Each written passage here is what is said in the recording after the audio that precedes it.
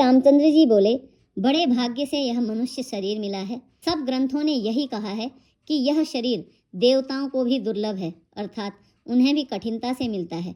यह साधन का धाम और मोक्ष का दरवाजा है। इसे पाकर भी जिसने परलोक न बना लिया, वह परलोक में दुख पाता है, सिर पीट पीट कर पछताता है और अपना दोष न समझकर काल पर, कर्म पर और ईश्वर पर मिथ्या दोष लगाता है। हे भाई, इस शरीर के प्राप्त होने का फल विषय भोग नहीं है। इस जगत के भोगों की तो बात ही क्या, स्वर्ग का भोग भी बहुत थोड़ा है और अंत में दुख देने वाला है। अतः जो लोग मनुष्य शरीर पाकर विषयों में मन लगा देते हैं, वे मूर्ख अमृत को बदलकर विष ले लेते हैं।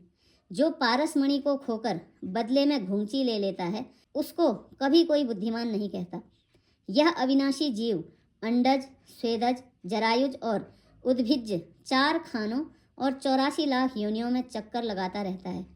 माया की प्रेरणा से काल, कर्म, स्वभाव और गुण से घिरा हुआ इनके वश में हुआ यह सदा भटकता रहता है।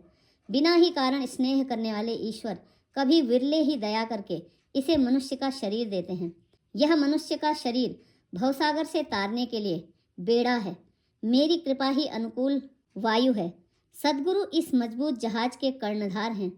इस प्रकार कठिनता से मिलने वाले साधन सुलभ होकर भगवत कृपा से सहज ही उसे प्राप्त हो गए हैं। जो मनुष्य ऐसे साधन पाकर भी भवसागर से न तरे, वह कृतघ्न और मंद बुद्धि है और आत्महत्या करने वाले की गति को प्राप्त होता है। यदि परलोक में और यहाँ दोनों जगह सुख चाहते हो तो मेरे वचन सुनकर उन्हें हृदय में दृढ़ता से पकड़ रखो। हे भाई, यह मेरी भक्ति का मार्ग सुलभ और सुखदायक है। पुराणों और वेदों ने इसे गाया है। ज्ञान दुर्गम है और उसकी प्राप्ति में अनेकों विघ्न हैं। उसका साधन कठिन है और उसमें मन के लिए कोई आधार नहीं है। बहुत कष्ट करने पर कोई उसे पा भी लेता है तो वह भी भक्ति रहित होने से मुझको प्रिय नहीं होता। भक्ति स्वतंत्र है और सब सुखों की खान है, परंतु संतों के संग के बिना प्राणी इसे नहीं पा सकते और पुण्य समूह के बिना संत नहीं मिलते। सत्संगति ही जन्म मरण के चक्र का अंत करती है। जगत में पुण्य एक ही है, उसके समान दूसरा नहीं। वह है मन, कर्म और वचन से ब्राह्मणों के चरणों की पूजा करना।